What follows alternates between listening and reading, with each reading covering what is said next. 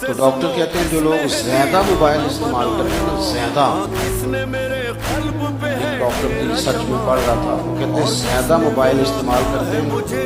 وہ گہری نیند سو نہیں پاتے، اس لیے کہ تکیے کے نیچے تو موبائل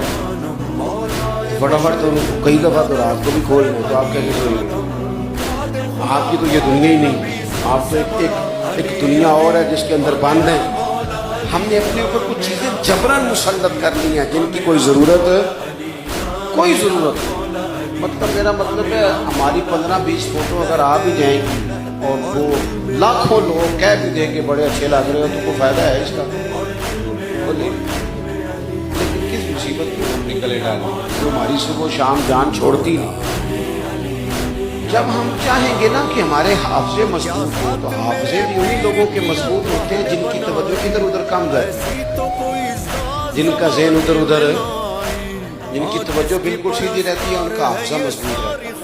کیونکہ ذہن الجھاؤ کا شکار نہ ہو تو تھکاوٹ کا شکار بھی نہیں ہو، لیکن اگر ذہن 15-20 جگہوں پہ الجھا ہوا ہو، 20 جگہوں، میں آپ کو بتاتا ہوں کچھ سے لوگ پوچھ لیتے ہیں کہ صاحب آپ اسٹیٹس کہاں لگاتے ہیں؟ کہ یار میں مسیحی بیٹھا ہوں اس بلا کا نام ہے اسٹیٹس، اور ڈسکس کر رہے ہیں ایک دوسرے سے، کہنے لگے یار آج کل وہ فلانا بندہ بڑے بڑے عجیب اسٹیٹس لگا رہا ہے۔ میں کہ اب یہ آپ بندوں کو اسٹیٹس سے پہچانیں گے؟ اللہ رسول کی بارگاہ میں دیکھو ہمارا معیار کیا ہے، کیمروں سے باہر آؤ، زندگی یہ نہیں ہے جس کو ہم نے زندگی سمجھ لیا،